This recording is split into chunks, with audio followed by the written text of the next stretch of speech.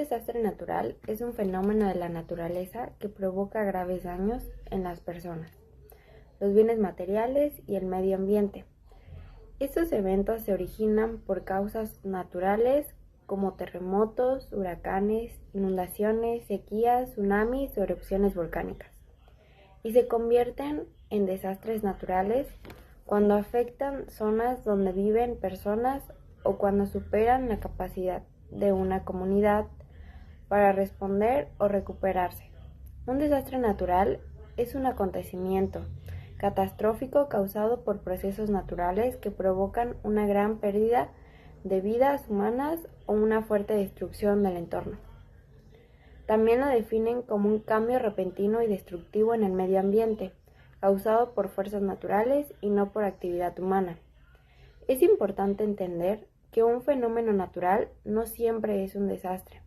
Se convierte en uno cuando causa consecuencias graves para las personas, sobre todo si no existe una preparación o infraestructura adecuada para enfrentarlo.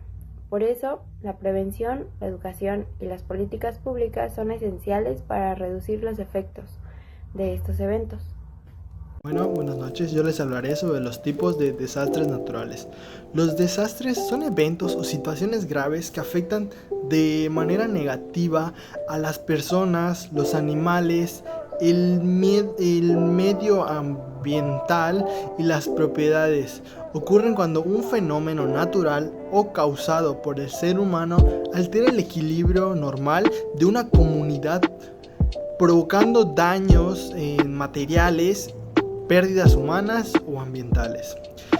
Estos se clasifican en dos grandes tipos, en naturales y en antropogénicos, los cuales son caracterizados por el ser humano, o sea, son causados por el ser humano. En muchos casos, ambos tipos pueden estar relacionados, ya que las actividades humanas pueden aumentar los efectos de los desastres naturales. Por ejemplo, la deforestación puede provocar que las lluvias intensas causen inundaciones o deslaves más severos. Como primero, desastres naturales. Los desastres naturales son aquellos provocados por fenómenos de la naturaleza.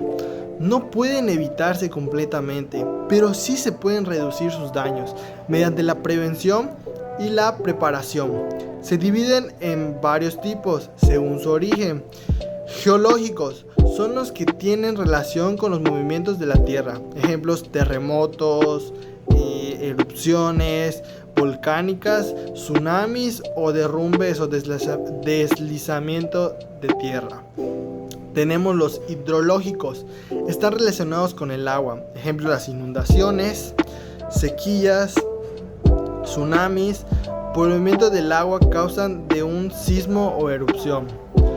Tenemos los meteorológicos o climáticos. Se deben a las condiciones del clima y la atmósfera. Ejemplo: huracanes, tormentas tropicales, tornados, tormentas de nieve o granizo, olas de calor o frío, incendios forestales también. De aquí pasamos a los biológicos. Son causados por organismos vivos que afectan a los seres humanos, animales o plantas. Ejemplo: las epidemias y pandemias como el COVID-19, plagas agrícolas. Tenemos los geofísicos. Ocurren principalmente en zonas montañosas, cuando grandes cantidades de nieve o rocas se desprenden y bajan con fuerza. Ejemplo: las avalanchas de nieve. Como segundo tipo de desastre natural tenemos el antropogénico, que es el que acabamos de decir que es causado por el ser humano. Los desastres antropogénicos son aquellos provocados directamente por la actividad humana, ya sea de manera intencional o accidental. Entre los más comunes se encuentran accidentes industriales y tecnológicos, sucedido en fábricas, refineras, minas o plantas nucleares, por errores humanos o fallas técnicas o falta de mantenimiento. Ejemplos: derrame de petróleo o sustancias químicas, explosiones y fuego de gas, fugas de gas, accidentes nucleares. Como uno de sus tipos de subtema de los antropogénicos son los conflictos armados también. Las guerras, el terrorismo y los enfrentamientos armados también son considerados desastres, ya que causan pérdidas humanas, destruyen ciudades y afectan gravemente la economía y al medio ambiente.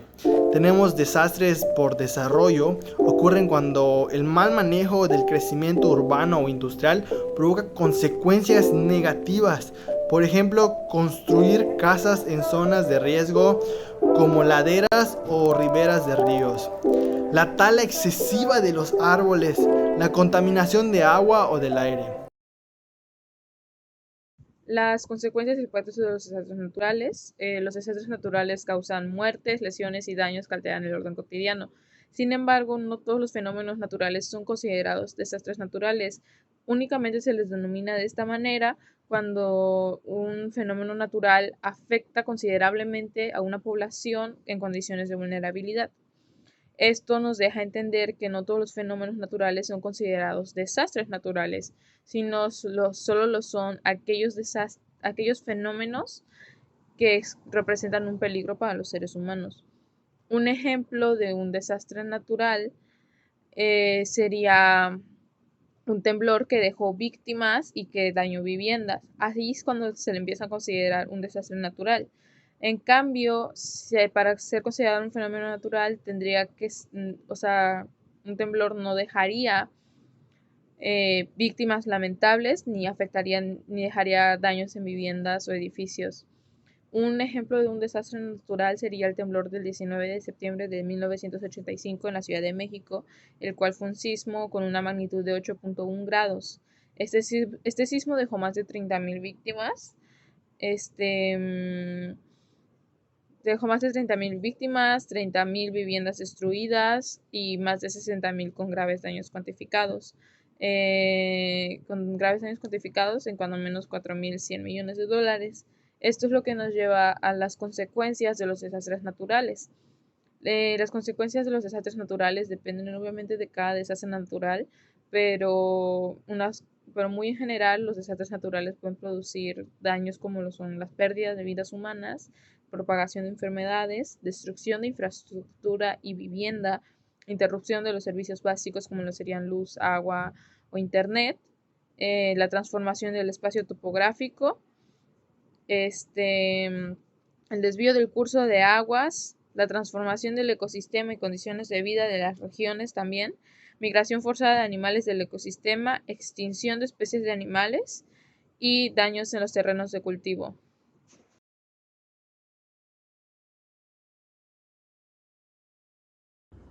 El evento comenzó en febrero de 1919 cuando el Popocatépetl, ubicado a unos 70 kilómetros al sureste de la Ciudad de México, entró en actividad.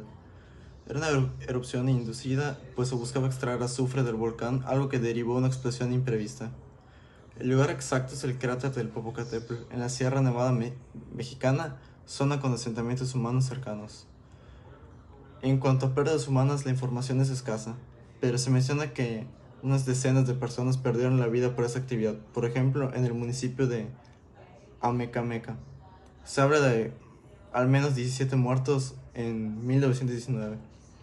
En cuanto a pérdidas económicas, no se dispone de cifras precisas, pero este año, sin embargo, sí se sabe que se interrumpieron labores de extracción de azufre y que hubo daños al cráter y al entorno volcánico que implicaron gastos de recuperación.